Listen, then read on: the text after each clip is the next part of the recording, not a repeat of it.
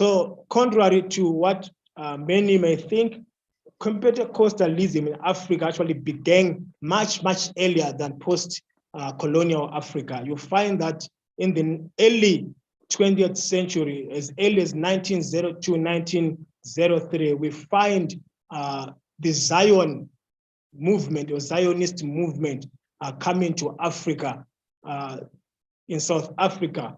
Then later on in 1908, we see apostolic faith mission, the AFM, also coming to Africa. And in 1911, we then see the Assemblies of God, the American Assemblies of God, also finding its way to Africa. So you find that Pentecostalism has been in Africa for quite a long time, but with independence, it gained full expression.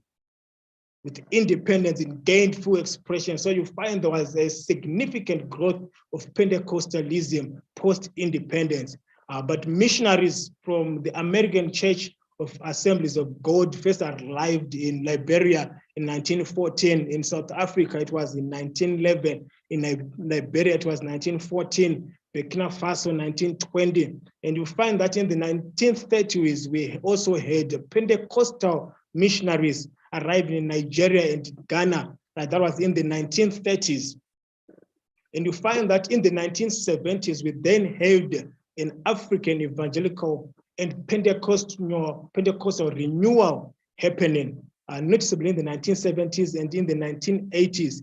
And this was more pronounced in West Africa. That's why you find that quite a number of Pentecostal churches, big Pentecostal churches today, were actually started in the 1980s by some of the major prophets, bishops, and apostles. Then you talk of your Bishop Duncan Williams, you talk of your Mensa Otabills, you talk of Bishop Adeboye, you talk about Bishop Idahosa.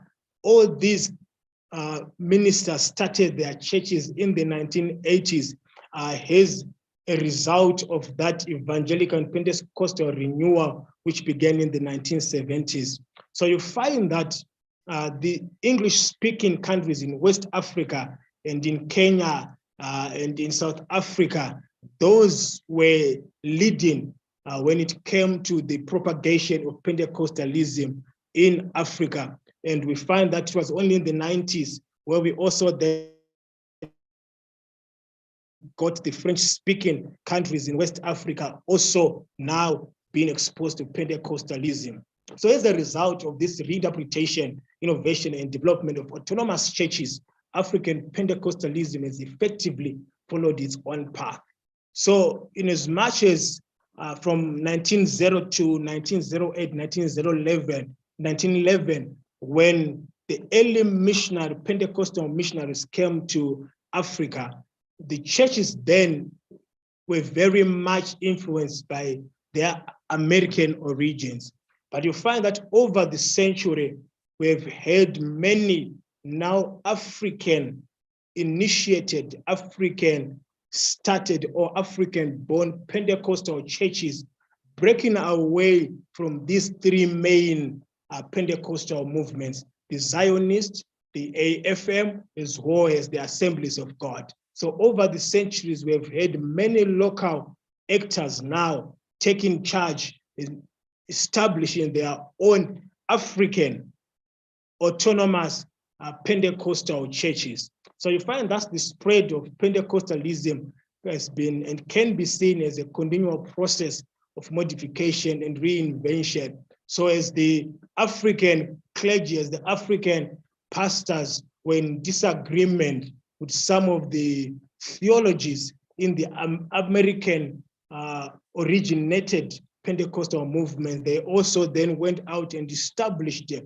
their own Pentecostal, African Pentecostal churches, which also sought to reconnect the African way of life with the now newly found Christian faith.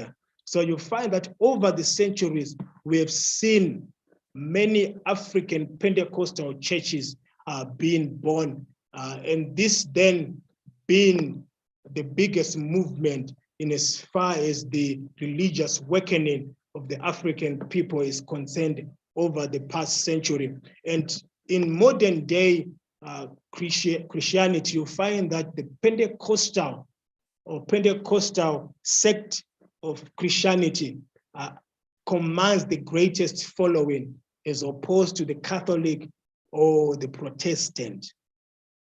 And it's very important that we note that the religious activities of these Pentecostal African churches are routinely consisted of services, Bible studies, prayer evening sessions, as well as deliverance sessions, and also mass crusades, mass evangelism crusades, as well as mass deliverance programs. And you find that during most of these services, there'll be times for testimonies of conversion, testimonies of healings, testimonies of deliverance. So this has characterized the African Pentecostal church over the centuries. And this has been quite in line with African way of understanding spirituality and understanding life. That's why Pentecostalism has been able to grow very fast within the African community. So for many Africans, turning to Pentecostalism was really as a result of the spiritual problems that they faced. So by emphasizing the claims to solve these spiritual life, daily life problems, Pentecostalism found its place within the African society. So it has continued to grow. It has continued to grow over the past half a century. So post-colonial African leader, like we said, is now caught between the pool of the materialistic leadership worldview, where respect and honor is relative to one's wealth and the reality of his communal responsibilities.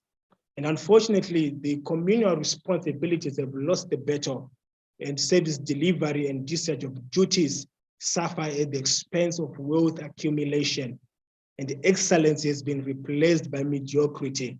So in as much as we have seen Pentecostalism growing within the African society, and we have seen a decline of the percentage of those that continue to adhere to traditional African religion, and dare I say that even what they call traditional African religion, it's not the original African traditional religion. This is also a corrupted remnant of original African traditional religion. So as we have seen Pentecostalism growing over the years, it has still not been able to impact the development agenda of Africa as a continent. So unfortunately, Africa has continued to demonstrate that the difference between the poor and rich nations does not necessarily depend on the available natural resources. Like what we said last week, that Africa is arguably one of the richest, if not the richest continent in terms of natural resources, but it continues to be the poorest continent in terms of development and the welfare of its citizens. So Africa continues to demonstrate that whether being rich or poor has nothing to do with the availability of natural resources.